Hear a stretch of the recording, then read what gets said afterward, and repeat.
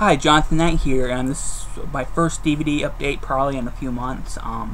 These are actually not all, but most of the DVDs I bought since December. There's quite a few still that are scattered around my room, and I wasn't sure which was which, so I decided to just pick out the ones I picked up. Two of the latest ones I got in the mail were Island of the Living Dead and Zombies: The Beginning, and these two are Bruno Mattei's, Italian director Bruno Mattei's final two movies before he passed away, and they came out in 2006 and 2007, and then they're a lot of fun. They have that old school Bruno Mattei feel, but with better film stock, and the dubbing still sucks, but it's Italian films. A lot of stock footage from like big Hollywood movies. Zombies: The Beginning in particular has footage from Crimson Tide and Steven Seagal movie On Deadly Ground. The finale from On Deadly Ground, they cut footage into the finale of this one. But the gore and zombie makeup is all pretty, well done in my opinion. It's no CGI, it's all practical. And Zombies: The Beginning is basically Alien, but with zombies instead. It's like he took the Alien script, like scratched out Alien and just put zombie in there. It's a lot of fun, and you can tell this is the Gates of Hell poster. City of the Living Dead Gates of Hell poster. Or they recreated it for this. Next two I got in the mail were from my friend Lane, aka Deadly Fiend from Bloody Disgusting Legacy. And they are Facts of Life Season 1, Facts of Life Season 2. He bought the complete collection, so he didn't really need these anymore, and he wanted me to check them out, and I've seen bits of it before, but not really paid attention to the show. So I actually watched both of these recently, and I really liked them. Season 1 is inferior to Season 2. Season 1 was kind of like the whole season was like a pilot, and things weren't working out, so they kind of reconstructed the whole storyline for season 2. There's a lot of girls in Season 1. They cut half the cast out and they added a character, and it actually works a lot better. It was actually a really smart move. I could see, if they didn't, it would have been canceled, because I like Season 1, but it's not great, and the show did need to be retooled, and they really did a good job. I'm really interested in checking out the other seasons, but they're a little pricey, and so I'll have to invest in the complete collection in the future. Thinking about doing that soon, because I would really like to check out Season 3 through 9. I believe there's some TV movies as well. It's really cheesy fun. If you like 80s sitcoms, I think it came out in '79, but it's practically an 80s sitcom. It's a lot of fun. This is a recent one. Just came out, I believe, this month. ABC's The Death 2. I wasn't huge on the first one. I have grown to like it a little bit more after watching it again. If you don't know what these are, this is like 26 segments. Each director is given a letter, and they can do whatever they want with the letter, as long as it has something to do with the letter. And they have the complete creative control. They can do anything they want, and that's why sometimes the first one didn't work, because there's so many different styles and all that. It doesn't really gel together. But ABC's The Death, in my opinion, is not supposed to be seen as one segment or one as a whole movie. You're supposed to just judge it by each segment, because they just don't really fit together.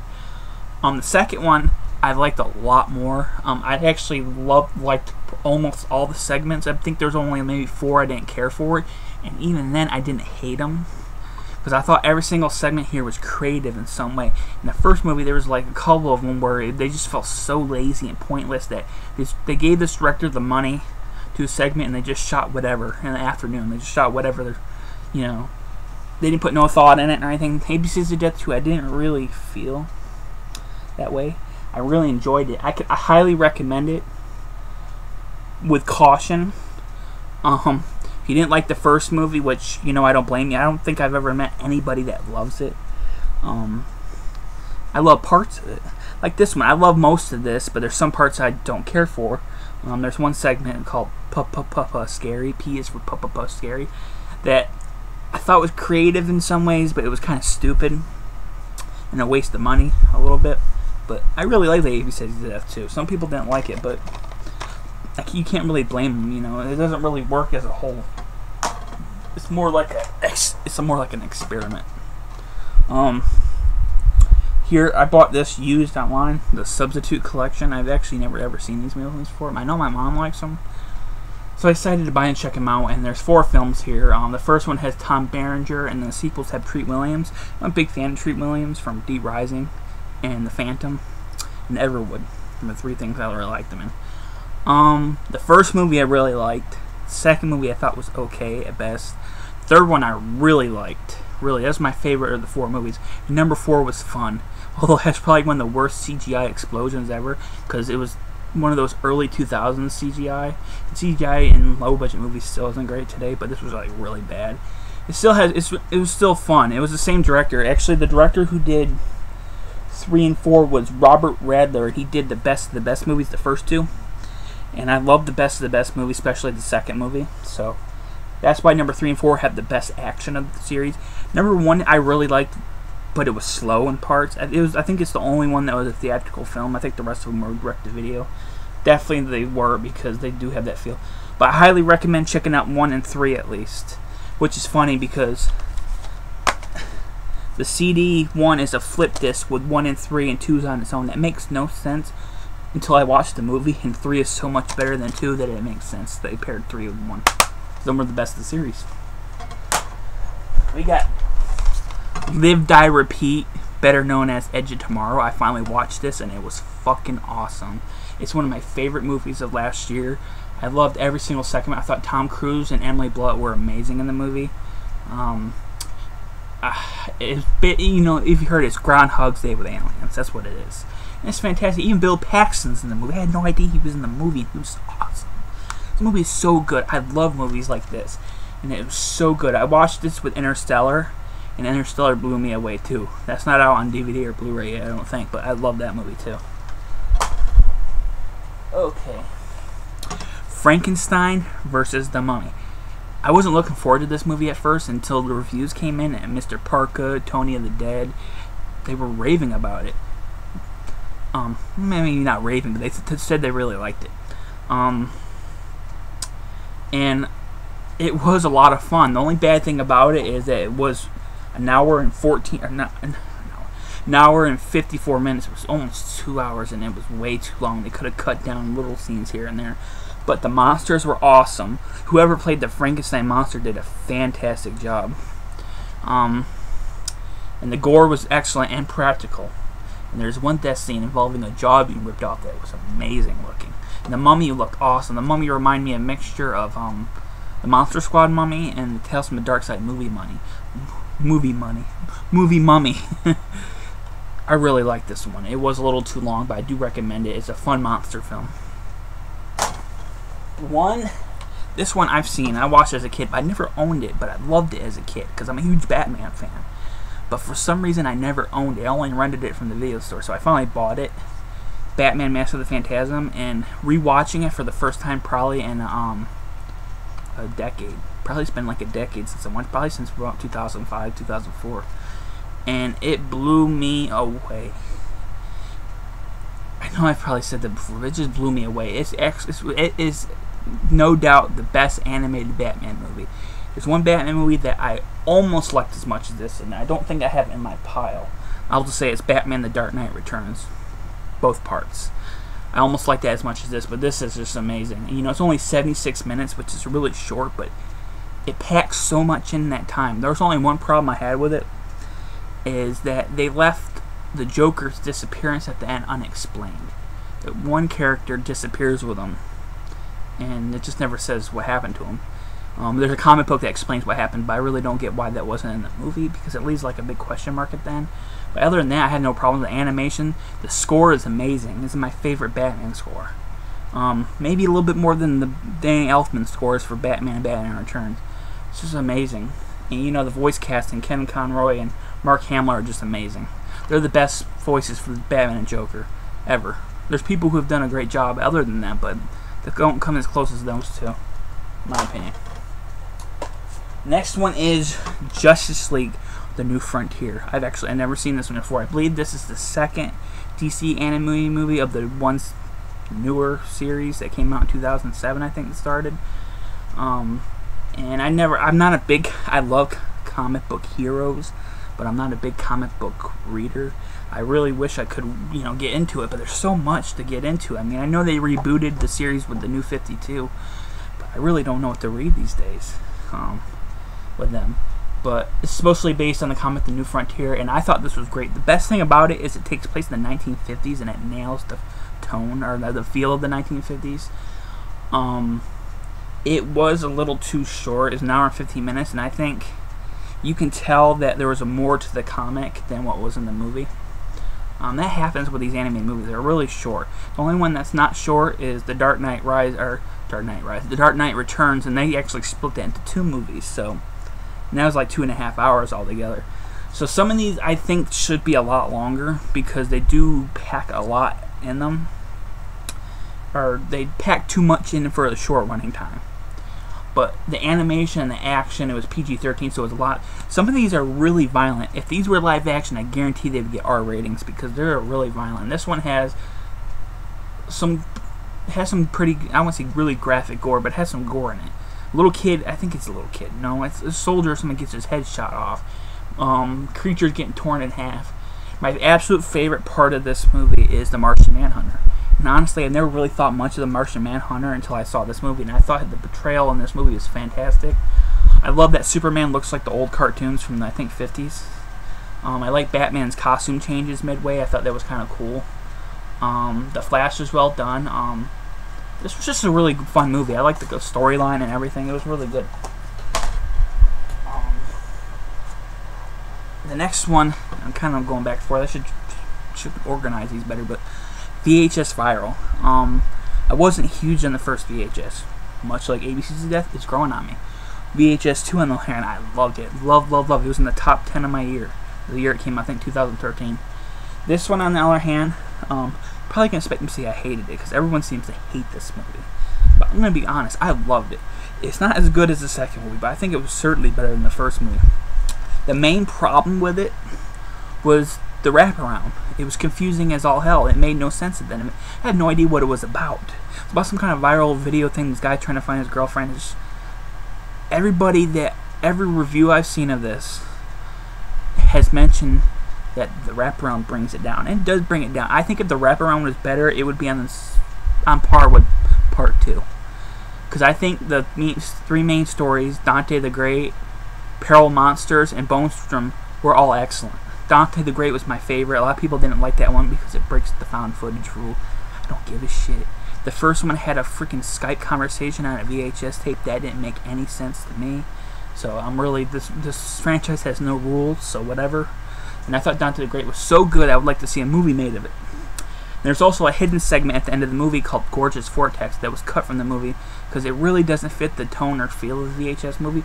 But on its own, it's visually stunning, and it has an awesome practical monster in it. I highly recommend VHS Viral. If you haven't watched it, you might be disappointed because the wraparound segment does drag it down a little bit, but I thought the 3 main stories and the hidden story were all fantastic. I loved it. My next one is Superman Doomsday, and I believe this is the first one of the new animated movies they started doing. I think this came out in 2007. And this is based on the death of Superman's story, which I've never read. But I thought this was great. Kind of threw me off at first because the animation designs look a lot like the animated series of Superman. And some of them, Lex Luthor looks different, but Superman looks the same. The voice cast was fantastic. The fight between Doomsday and Superman was excellent. The reveal of what's actually happening, because Superman does die in this movie, then Superman returns, and the reveal of what's going on is good. The ending was great. What I did like, it was PG-13. I hate saying that because I'm so used to these cartoon movies being like, they're violent, but they're sanitized violent. And the violence in all these DC animated movies is not sanitized violent. It shows the gore. You know, Superman gets hit, he bleeds. And that's what I like about it. Mask of the Phantasm was very violent, but it still didn't cross the PG too much, rating too much. This was great though. Like I said, the Doomsday was awesome. When I think Superman, I hate to say it, I need to be educated more on Superman, because when I think Superman, all I remembers Lex Luthor and Zod because of the movies. Because the movies only have those guys in it. They don't have anyone else, and I'm sick of seeing them. I want to see Brainiac and Doomsday and Darkseid. Hopefully in the future. Kind of doubt it though. Next one on my list is Clifford and Larger Than Life. Clifford, I've seen him before, and I love Clifford. That's why I bought the set, because I love Clifford. I believe it's out of print, but now it's back in print. And I've never seen Larger Than Life. It's about Bill Murray and an elephant. I will watch it for that fact alone. But to be honest, the reason I bought the set was Clifford, and I love Clifford. It's a funny comic. Another animated one, Batman, or Superman Batman Apocalypse. This is a sequel to Public Enemies, which I really like, but I think this one is much better. This one, Batman's in the title, but he's only a supporting character. The movie's really about Superman, and I believe Kara. Is it Kara? Kara. I believe it's Kara, Supergirl. And about Superman trying to protect Supergirl, or, you know, and all that, because Darkseid plays a role in it. And Darkseid is an awesome villain. They really should put him in a movie. This was really great. What I liked about this is when, at the end, when I thought it was about to end, I was like, it's going to be kind of a lame ending. I won't say lame ending. It would have been kind of like a... But then it just turns into a big action sequence in Smallville.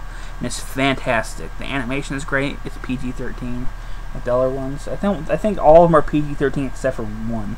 And I don't own that one. I believe there's a Superman movie that's just PG. But it's violent. It's action-packed, and it's great. Batman's pretty cool in it. And it's Kevin Conroy playing Batman and Tim Daly playing Superman from the animated series. It's cool they brought those guys back. Blood Glacier. Haven't watched this yet. Bought it back in January and still haven't watched it. It's a German movie. I believe it's a German movie, and it's... Yeah, it's German. German movie, monster movie. I'm hoping that it's a fun creature feature, and I really hope that the special effects are practical, because I can't really handle CGI monsters. I think just they look terrible. There are times they look good, like the movie The Host. I thought the monster looked good in that, and that was CGI. But I'll watch this and let you know. Batman and Mr. Freeze SubZero. This is the second animated movie based on the animated series. The first one being Mask of the Phantasm. I've never seen this before. Don't know why. I've seen it at the video store. I never rented it and never watched it. And this is basically an hour, 67-minute movie about Mr. Freeze. His wife, the glass container she's in breaks, and she's gonna die soon, so they need an organ transplant. And she has a rare blood type, so they have to find out who has that rare blood type, and it happens to be Barbara Gordon, aka Batgirl. So they kidnap her and are gonna kill her. Just so they can save Mr. Freeze's wife. So Batman and Robin have to step into action and try to find her before it's too late. This was great. It's not as good as Mask of the Phantasm, but it's great. Mr. Freeze has always been one of my favorite characters, but it's mainly because of the animated series. If you don't know, they changed the origin for the animated series to where, you know, it's about trying to save his wife, which they also use that in the Batman and Robin movie, which everyone hates. So, but that's one good part of the movie. They put that in there. Because Mr. Freeze back in like the 60s and 50s, or when the 60s show and all that, he was just a generic villain. They like to freeze things, steal money and shit. That's when they actually gave him a bit of a heart, and they gave him a purpose, and the ending to this is actually pretty touching, and the action is pretty good. This is another one I haven't watched yet, Starry Eyes. I've heard nothing but good things about it. I bought this at Walmart, and I need to watch it because I've heard I've heard nothing but good things, and it looks really disturbing and creepy. So look forward to that one.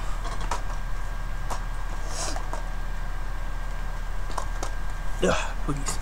Another animated movie, Superman Shazam: The Return of Black Adam. This is actually, let me see, 1, 2, 3, 4 short movies. And it's not one whole movie, it's 4 short movies. The Superman Shazam movie being the longest at 25 minutes, and the rest being about 10, 11 minutes apiece. So it's about a 63-minute movie, and all the shorts are excellent. And a lot of them are so good that I wish they would make animated movies about them. But for some reason, Batman and Superman are the only ones that sell, because that's the only ones they keep on making, besides Justice League. Because there's been only one Wonder Woman movie, which I'm going to get to that soon. And the Spectre was cool. I've never heard of him before, but he was excellent. Jonah Hex I know because of the movie. And that story was excellent. These would make great movies, like feature-length movies, but they won't make them for some reason because I think they're afraid they might not sell because, you know, the only thing that sells is Batman and Superman. This, I haven't watched all of it. This is the Too Cool for School collection, a whole bunch of sex comedies from the 70s and 80s. I've actually owned this before and I sold it because I was desperate for some, you know, cash. But I rebought this because I watched some of the movies that I never watched on it before, like The Beach Girls. I've seen, there are, how many movies? 12 movies on here, and I watched The Beach Girls, which was fantastic. Let me read it. Beach Girls, which was fantastic. I watched Jocks, which I didn't like. Watched My Chauffeur, which was cheesy but funny. My Tutor, which I also loved.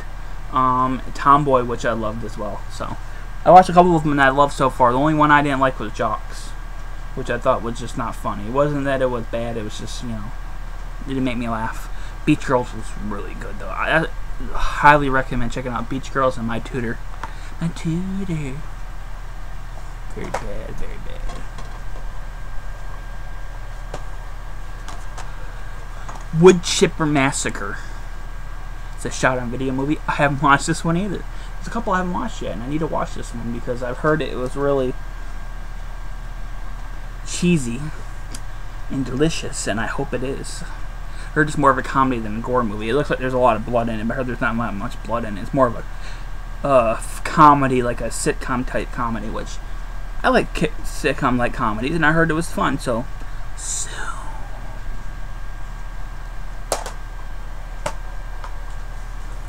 these I haven't seen, which I can't believe I haven't watched them. I've seen the remake with The Rock, and they are the Walking Tall trilogy with Joe Don Baker and Bo Sevison. I hope I'm saying his name is Sevison. And I haven't watched any of these movies. I heard they were great. My mom says they're excellent. You know, I've heard from friends they're excellent. I haven't watched them. Can't explain why. I just haven't watched them. I did like the Rock remake. It wasn't great, but I thought it was fun. But I heard it's nowhere near as good as these movies. So soon. Oh, I hate to be a repeater, but I haven't watched this one either, Akira. And I'm not huge into anime, but I've seen like clips and reviews and trailers and all for this, and it looks so good, and I said, fuck it. I'm going to watch it anyways. And I haven't watched it yet, but I'm looking forward to it. It looks so damn good. I love the anime. I know they've been trying to do American live-action movie, which they shouldn't, because they're going to fuck it up probably. Especially if they probably get some kind of like whatever director that only cares about. And from what I've seen, it's really violent, and they'll probably PG-13 it up for the audiences. Like, fuck that. No one wants to see that. Another one that soon I will watch. Another broken record time. The Housewife Slasher. Haven't watched this one either. Why did I buy it? Because it came with another movie. It's like a freebie. Will I watch it soon? I don't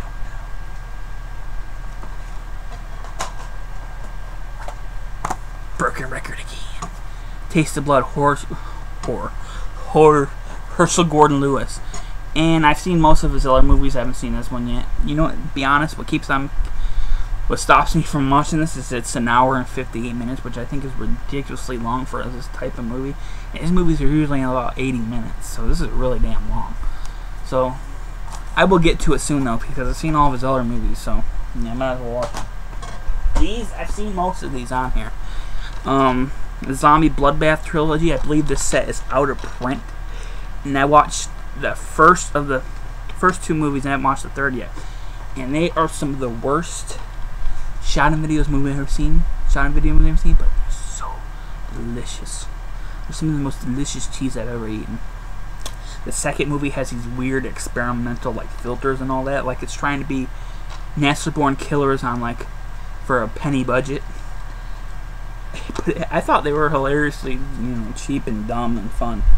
The third one I'm looking forward to watching. I haven't watched it yet because I watched the first two projected outside on the big projector screen, and since it's been too cold to go outside, I've kind of been holding off watching the third movie because I watched the first two movies out there. I want to watch the third one, so I'm holding off on that. Holding off. Now this one I've seen, Blood Feast 2. And this was like Herschell Gordon Lewis' big comeback because he left since 1970. I think he left in 1972. And then this movie, which came out 2000 or something. It says 2001. I don't think it's 2001. I don't fucking know. I bought this finally, and I love this one. The gore is cheap. What I like about it is that it feels like he's making the same kind of movie he made in the 1960s and 70s. Like, he's not using today's technology or anything to make them. He's just using what he knows.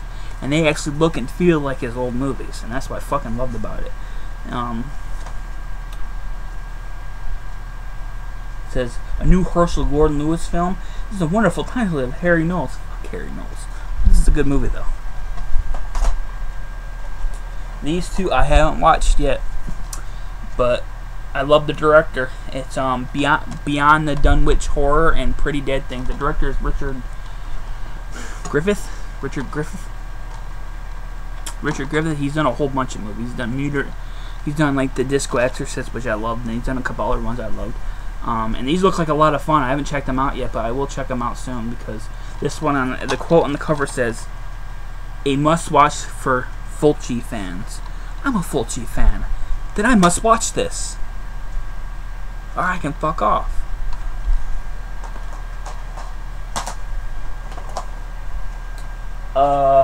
This is Deathbone. Third Blood Part 7. The Blood of Deathbone. This is a Chris Seaver movie. If you don't know who Chris Seaver is, he makes ultra low budget movies. His company used to be called Low Budget Pictures. Then he formed Warlock Home Video, which for some reason he's trying to sell the rights to that now. I don't know why. But this movie was a lot of fun. This was, the Deathbone character is kind of like a Rambo Conan ripoff. He sounds like Rambo, but he looks like Conan the Barbarian. And it's basically that, like on a budget, but it's a lot of fun. It's funny as all hell. I laughed my ass off quite a few times. Really enjoyed this one. One I haven't watched yet, Things 3, Old Things. The anthology film made by Ron Ford. He's a shot and video director. I got this with the VHS of the first movie, and I haven't watched either yet, so soon? Don't know. A Million Ways to Die in the West. The movie that everybody who liked Ted hated. But guess what? I like this a lot more than Ted. A hell of a lot more than Ted. I thought Ted was funny, but I thought this was much funnier. My only problem with it is a lot of the gags were ruined in the trailer. There's like one cameo that was ruined, and they should have not shown that at all, because it would have been an awesome surprise. I'm not going to say it here, because if you had watched the trailers, you just watch the movie and find out who I'm talking about. There's actually 2 good cameos. Really good. And they show one in the trailer. But I loved this. I thought it was a lot of fun. I liked it, like I said, a lot more than Ted. It was just a lot of fun. It was funny as all hell. And there's an awesome mustache song in it. Mustache. I haven't watched this one yet. The Turnpike Killer. I've heard nothing but good things about this. Wild Eye released it. Excellent company. They released some of the best indie films out there. The best indie films ever. But I heard it was good. So that one is soon. Captain America, The Winter Soldier. I love this movie. I love it a lot, but I'm going to be dead fucking honest about it. Dead fucking honest. I prefer the first Avenger. Most people don't. I just prefer the feel and look of the first Avenger more. I think this is an excellent sequel. It deserves every bit of praise it gets. But it's not my favorite Marvel movie of the year. My favorite Marvel movie, Guardians of the Galaxy, because Guardians of the Galaxy was weird, bizarre, sci-fi fun. Yeah.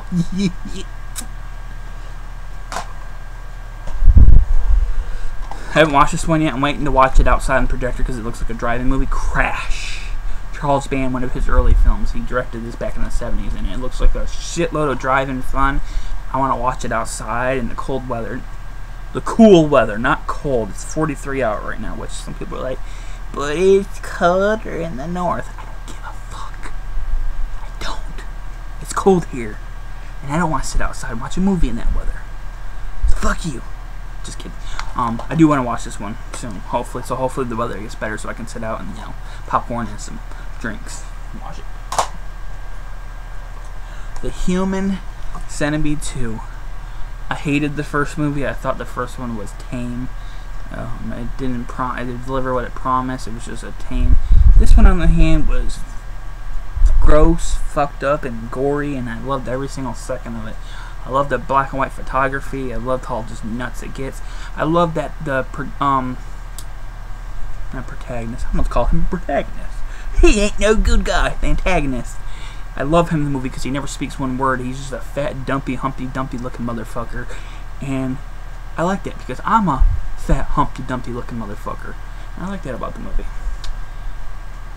The movie's really gross though. I don't recommend it to people who don't like being grossed out. There's some really gross out things. There wasn't the first movie. I just felt the first movie could have been a hell of a lot more fucked up. And this movie feels like the director Tom Six saying, "You want fucked up? I'll keep you fucked up." And then the third movie is supposed to be even more fucked up. So I'm looking forward to the third movie, which has Eric Roberts in it. I love Eric Roberts.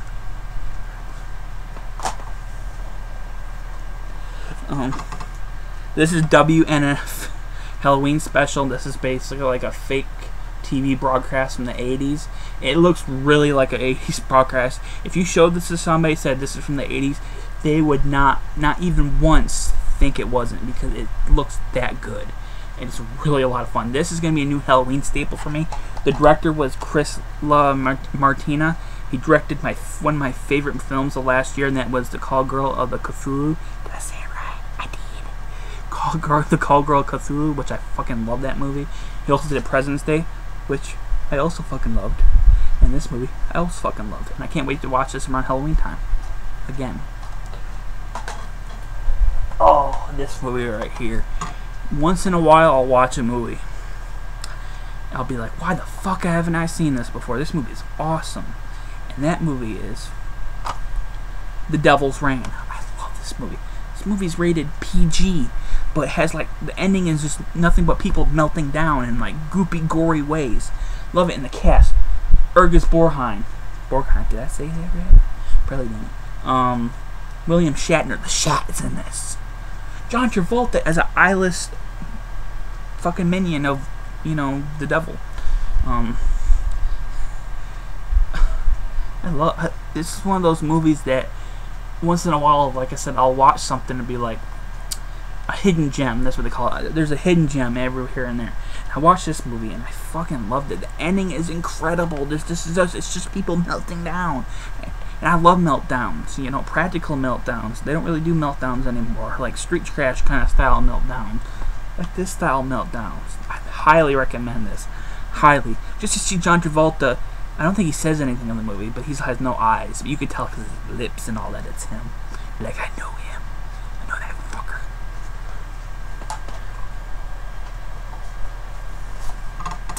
Oh, I love shot and video horror movies. I love them so much. Oh, shot and video horror movies are like some of the cheesiest cheese in the world. It's like buying a brick of cheese and then melting more cheese on it, then more cheese on that, then more cheese on that, and then after you eat it, you just have the most massive diarrhea in the world. That's what shot and video horror movies. Evil Knight is one of those horror movies. This movie is so cheap and it looks so hideous because it's filmed on the worst film stock in the world. But I loved it. I fucking loved it.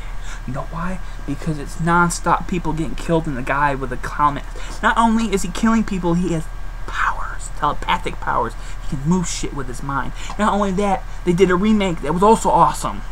So check out both of them. Or not, I don't give a shit. But this is really, really fun. Look at him. He spanks a guy with a pedal with nails in it.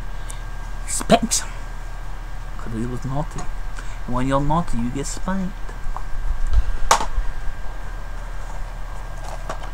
Oh. I'm not going to say I fucking love something again. I'm not going to say that. I really fucking love this movie. Horns with Daniel Radcliffe. Harry Potter is in this movie. This is directed by Alexandre Aja, who did the Hills of Lies remake and the awesome Piranha remake. And this movie is based on the book by Joe Hill, aka Stephen King's son. And this is an excellent movie. It's both serious and it has humor sprinkled throughout it. And then some people kind of reacted badly to the humor because it doesn't fit. It kind of agree, but the story is really good and the payoff at the end is great. This movie is not as gory as Alexandre Aja's other films. Certainly not as much as Piranha, but then at the end it brings a whole bunch of gore into the movie. There's heads getting blown off and shit. And it kind of unexpected because the movie's more of like a murder mystery. And then at the end of it, the gore happens, but the gore is really good. He knows how to do really good gore. I mean, he knows how to do really like both disturbing gore, and he knows how to do like silly, over-the-top gore like in Piranha, which I'm a fan. If I have to say what I prefer more, it would be the over-the-top gore than the realistic. Because realistic stuff, you know, is supposed to be shocking and disturbing. I prefer more like trauma style gore. Say, you know what I mean? Trauma style gore. That's more I like. Oh, things just fell. This is the Herschell Gordon Lewis collection, and what we got here is A Taste of Blood, which I got 2 copies of it. So have a copy, and if anyone wants it, just give me a ring-a-ding-ding at moviegeek86@gmail.com, or you can comment below, and I will send you a copy of it. It's used, and if you don't like used, well, sorry, that's all I got. Taste of Blood, which I haven't watched yet. The Gore Girls, which I loved. The Wizard of Gore, which is my favorite film of his. I love that movie. Even the ending is like batshit crazy, makes no sense. It's a great movie. The Gruesome Twosome, which I thought was okay. It was mostly filler with some gore here and there. Something Weird, which was something else. And there's something else being a piece of shit. I didn't like it. And She Devil on Wheels, which was a generic but fun time waster. You know, there's a scene in it, and it's pretty good. But still didn't loving it. But I highly recommend Wizard of Gore and Gore Girls. Something Weird can go to hell. A lot of people seem to like it, so fuck me. Got The Lone Ranger, which is a movie that was a tremendous flop, I guess, and that all the critics hated, but I really liked it. The only thing I don't like is it was too long. Could have been trimmed by 20 minutes.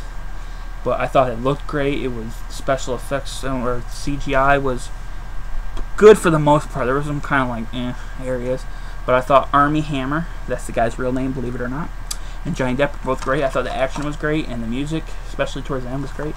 I don't really get why this was like a tremendously hated movie. Some people act like it's Battlefield Earth, and no, hell no. That movie's like the biggest turd in the world. To me, it is. The worst movie I ever seen theatrically was Battlefield Earth. That and Planet of the Apes are Marky Mark and the Planet of the Apes, as I like to call it. That's what it is. Here's a great slasher movie, Billy Club, from the director of Blood Junkie, which Troma put out. I love Blood Junkie, and Billy Club, I wouldn't say I liked it as much as Blood Junkie. It's certainly a better looking movie, and it's more expensive, or not more expensive, it has a bigger budget. But this is great. The best thing about it is the gore is great. It's all practical. If you're making a slasher movie, you need practical kills, because CGI just really makes them look cheap. This is great. The third act just really threw me off. There's a big twist that was like, wow. And it ends like on an unpredictable note, which I really appreciated, because slasher films, for the most part, it was following the formula. And then at the end, the director was like, no, no, no. He ripped that rug from underneath us. But this is great. I highly recommend Billy Club. This is a DVD-R release. You know, I like to mention that because a lot of people don't like DVD-R releases. But I've been told there's a regular DVD release. You know, that's not a burned disc. So for some reason, I got to burn one. But it plays just fine, so I don't care.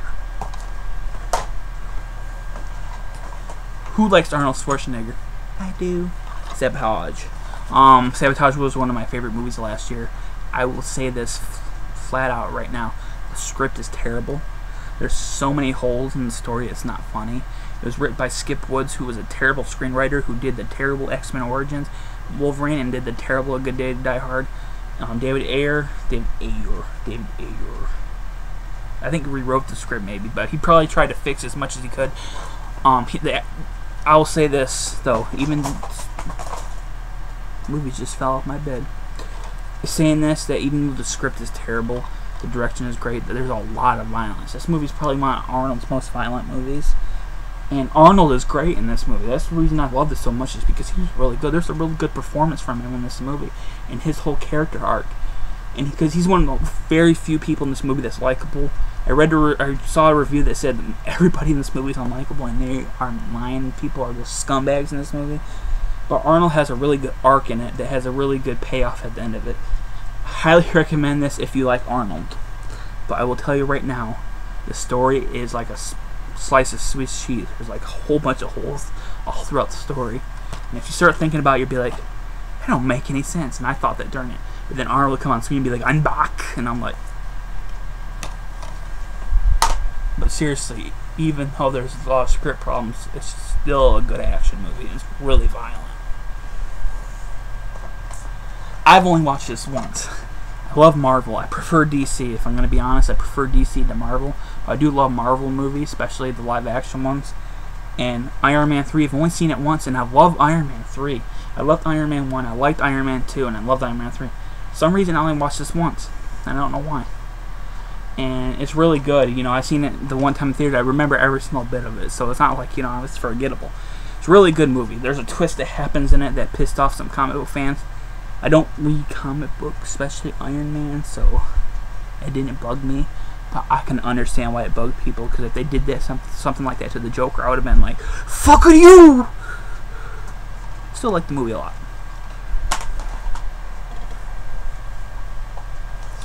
You ever hear of Sasquatch? What about Squatch?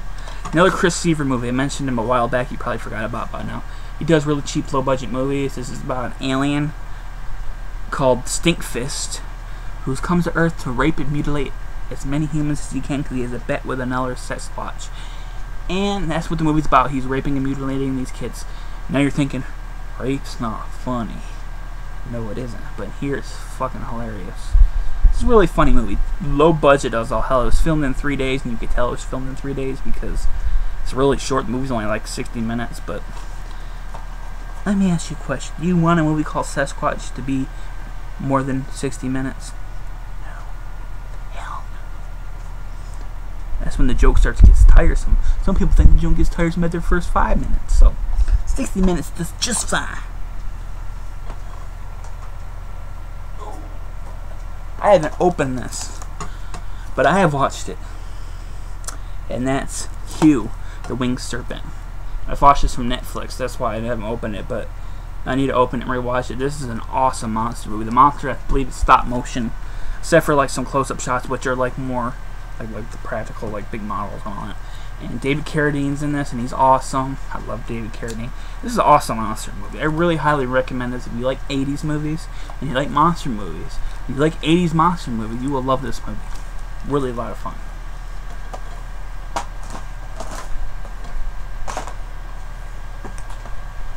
I'm not a Blu-ray person.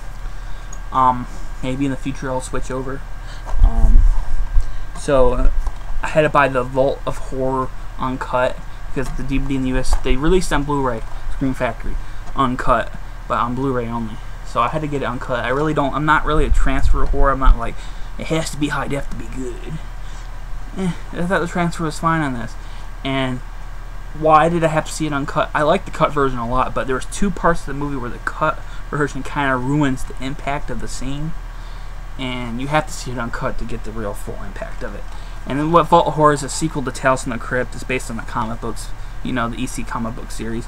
I love Vault of Horror. I actually prefer it slightly to Tales from the Crypt.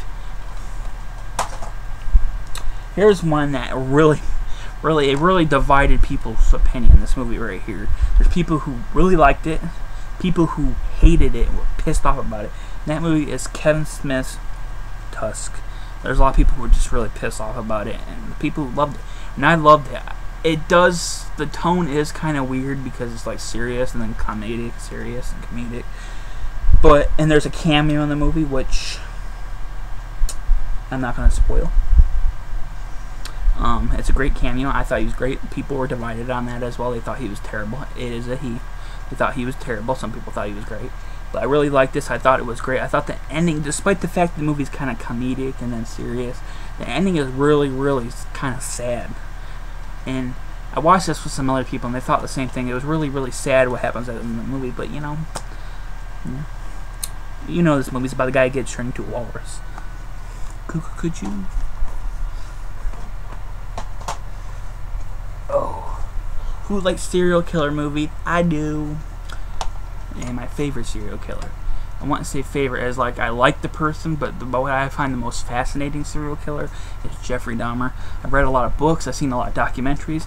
When I was a kid, I saw this movie and it scared the shit out of me because, you know, I was told it was real. This guy was real. This guy wasn't Freddy Krueger or Jason where he was fictional. This guy really killed people. And at the time this movie came out and the time I watched it, he was still alive. He was in prison, but he was still alive. And that movie is The Secret Life Jeffrey Dahmer. And this movie it's really ultra low budget, and you can tell, but it actually really helps with the feel of the movie. It gives the movie kind of a sick feel to it. Some of the acting and special effects aren't great, but I thought the main performance of I think his name is Carl Crew, who plays Jeffrey Dahmer. He also wrote the movie. He was so good. He was really good. And this movie it was really disturbing. It's still to this day. You know, I have not watched this copy yet. It's going to be really hard for me to watch it because it's a movie that when I think back about it, it was like a punch to the gut. I had nightmares for weeks after watching it because this guy was real. But I will watch it sometime. I maybe watch it with some people because, you know, some people who just want a good sick movie. And this actually shows a lot. It doesn't show everything. It says right at the beginning they can't show everything because some of the stuff he did was, you know, too horrible to be shown on camera. And there's one with Jeffrey Renner, which didn't show jack shit, which I thought was kind of boring. This one, on the other hand, I just thought was really disturbing. The acting of everybody but Carl Crew was kind of terrible, but I really like the low-budget feel. If you're going to make a serial killer movie, it has to be like a low-budget. Like Henry Portrait's Serial Killer, the reason that movie works for me, besides Michael Rooker, is that it just has that feel to it. You know, that documentary feel, and that's what this movie has. I wouldn't say this is good as Henry. Henry is better, but this is really good.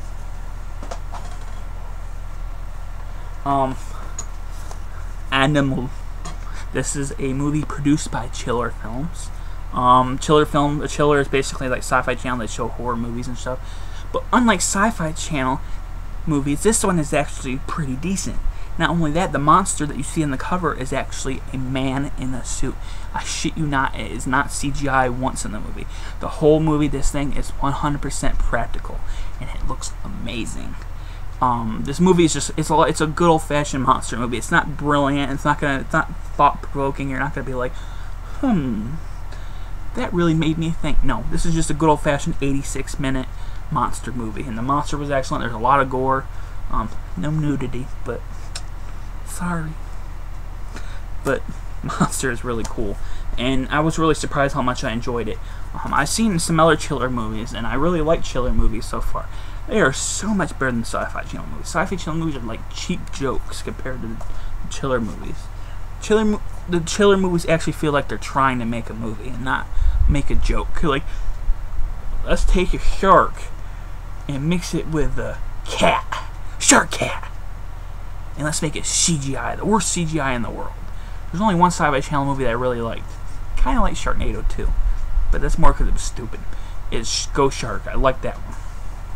And that's not on DVD or Blu-ray. Where's my Go Shark sequel 2? This movie, everyone knows this movie. It was in the news all back in December. It's The Interview. What's funny about this movie, I haven't opened yet because I already watched it on YouTube all that, is that it, you can get it for under $10 on Blu-ray and DVD at Walmart. They're selling this movie fucking cheap, and I think it's just because of they're just wanting to give it away, basically. You know, I think there was mixed reviews about this. I loved it. I'm not the biggest comedy fan of modern comedies. I'm really picky about them. I'll laugh, but there's very few that I'll actually buy. This one I bought because I really liked it. I just thought it was a lot of fun. I'm not a big James Franco fan, but he was really good in this. I just really liked it. And this is The End. The other movie that Seth Rogen co-directed is another one I haven't bought yet, but I really like that one too. Here's one I haven't watched yet. It's The Son of Batman. It's basically about Ability Talia Al Ghul got knocked up by Batman, and he's trying to train the son as Batman or Robin. I haven't watched it yet. I've heard good things about it though, and I know they're doing a sequel, Batman vs. Robin, that comes out in April. So I need to check this out before I check out that one. Got a few months, so check it out soon. So I checked out all the other Marvel movies, so I might as well. This one I saw last year, and this one is one of my absolute favorites of last year, horror movie wise. And this is an indie horror movie. This isn't no mainstream. I'm not about to pull Annabelle out of my ass. Annabelle out of my ass. I'm gonna pull the Demon's Rook out of my ass because it's actually a really cool indie movie. It's gory, practical gore and makeup, and that is important in this day and age because a lot of filmmakers will be like, we can finish that later in post, but sir, it's a big monster. We can finish it later in post. CGI. I hate CGI. I shouldn't say I hate CGI. I hate lazy CGI. But this movie, back to it, is a good old-fashioned monster movie. With a lot of gore, a whole bunch of gore. Awesome demon makeup, like that demon right there. It's awesome. I just love this movie. I highly recommend this. This is one of the my favorite ones of the year. It's one of the. I think there's only one horror movie last year that's still not out, and that's the Call Girl Cthulhu, which I don't think is out yet. And I really, really wish it would come out soon because I love that movie. But Demon's Rook, awesome. This one I haven't watched yet, but I will soon because it's Robert Englund and Fear Clinic, based on the web series which I have not watched, and it's from the same director, Robert Hall, who did the Laid to Rest movie. I love the Laid to Rest movies. I love the Laid to Rest movies, and I haven't watched it yet. And you know, I haven't even opened it yet. See, plastic.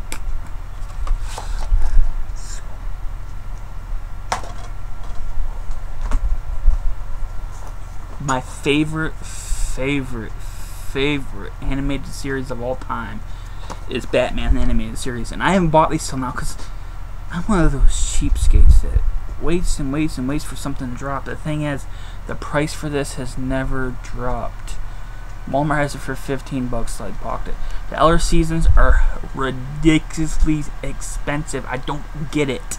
They've been out for years. They should have dropped by now. They're still like $30.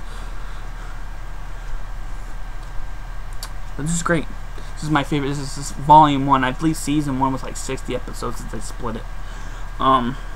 This was great, and I'm rewatching this right now, so I haven't finished it yet. So there's I think I've seen every single episode on here, but you know, fresh eyes. I think all the Joker episodes are great. I think the two-part Two-Face episodes were probably my favorite so far. They are really good. There's one episode that was really horrible. It's called The Forgotten, where Batman goes undercover as a homeless person and he gets kidnapped and put in slavery or some shit. It was gay. I shouldn't say gay. It's bad. It was lame. But the Joker episodes and the Two-Face episodes so far are great.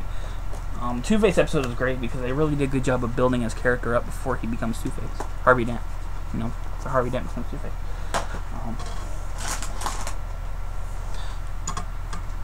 The Escape Plan with Sylvester Stallone and Arnold Schwarzenegger. This one was like a prison escape movie with Arnold and Stallone, and I liked it. Out of the 3 movies that Arnold has done, this is probably my least favorite. It's Last Stand, this, and Sabotage, and it's my least favorite, but I really liked it. I think Arnold was really funny in it.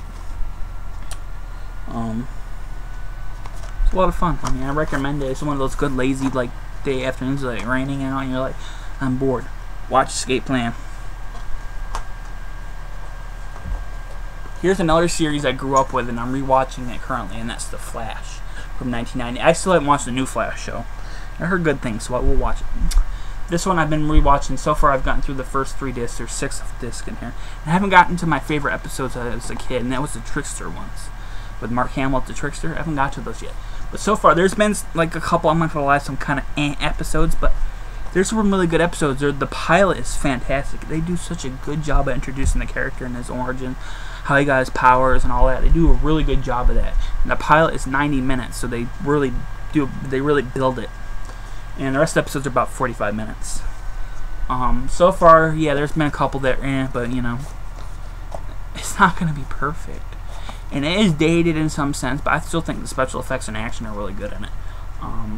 The suit It's funny because it's obvious, fake muscles, but Michael Keaton's Batman suit was the same exact thing. They did the same thing at the time this came out. Dawn of the Planet of the Apes.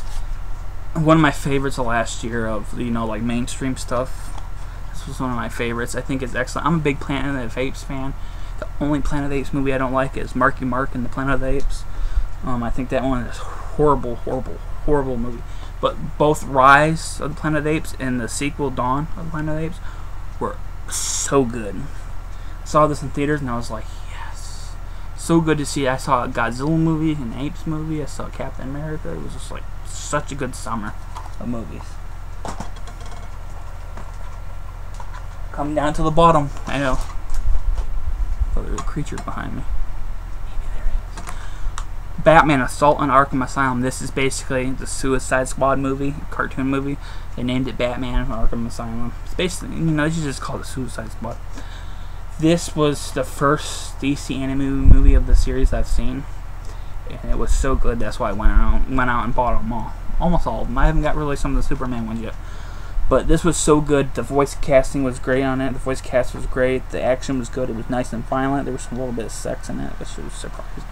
Harley Quinn has sex with Deadshot, and the Joker does not like that. Mark Hamill doesn't do the Joker in this, but the guy sounds almost exactly like him. I think that's why they probably hired him. They were like, "You sound like Mark Hamill. You're hired." I really liked it, and this is probably my favorite behind The Dark Knight Returns. I'm almost finished. I'm gonna grab the final four. Wonder Woman. I didn't really know much about Wonder Woman before this. Before I started watching some of these movies. I knew who she was, and I knew about The Last Little Truth. But this movie does a great job of introducing her. It's pretty short, but it's like a good short. Like they do a good job of building up her story arc, and the action is great. The violence. There's a lot of violence. I believe they had to cut this down from an R rating, which is amazing. It was really good. This one was a pleasant surprise, and I wish they would do more movies. I wish they would do a sequel to this instead of doing non-stop Justice League movies. Even though I do like those movies, I wish they would just do more of that. Never Sleep Again. The Elm Street Legacy. I saw this before, but it's a bootleg. But I officially bought a copy, and this is the special edition that has the commentary on it. There's copies that didn't. Originally. This is a great documentary. It's about 4 hours long. There's an extra disc full of a whole bunch of interviews that were cut, a whole bunch of extra little things, and it was great. I watched this over a few days. I kind of went and picked and watched a little bit after a little bit because I've seen the whole thing before, and it's so good.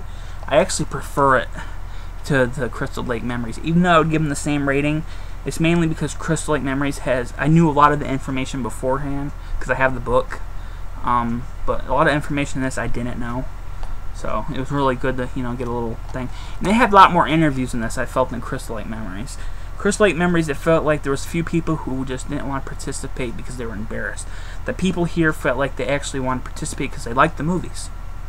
They had a good time making. The only person they couldn't really get, was like Johnny Depp, who was too busy. And some other people that were too busy. But people feel like they loved making these movies. Well, Crystal Lake Memories, you get a sense that the people who didn't participate just want nothing to do with it. Nothing to do. Like Steve Miner does nothing to talk about Friday the 13th 2 or 3. It's a shame because they were really well directed movies. Final two I have is Leviathan. Peter Weller. I haven't seen this movie since I was a kid. They recently released a Blu-ray of it, but I really have the DVD. I haven't watched this in a long time, but I remember it being really cool. Final movie. It's finally ending. It's an anthology film called Night Terrors. I watched this projected outside, and it was really cool. What they did is it's shot on film, but they put it through a VHS kind of filter, make it look like an old VHS movie that was on VHS. It's in widescreen though, which kind of throws me off because VHS movies on video weren't in widescreen. Certain ones you could get. But They're special. This is basically 3 stories. It's about a babysitter, or a bigger sister, who's telling her little brother stories because she has to babysit him and he's trying to get him to sleep. She tells him 3 stories. One's about a killer Santa Claus. One's about a scientist who's trying to find a cure for his daughter, and he goes through extreme measures to do it. And the third one's about a killer STD. You heard me right. And all the stories are fun. The second one in particular is really dark, especially towards the end. They're all fun. I really like this one. I thought it was, you know, has low budget charm, but you know, it was fun. Believe it or not, we're at the end. Thank you for watching. I want to do another one soon. It'll be a lot shorter because I'll be trying to do them weekly, or not weekly, maybe bi-weekly, with some recent updates. So, you know, if you like my videos, give it a thumbs up. If you don't, I apologize. But thanks for watching.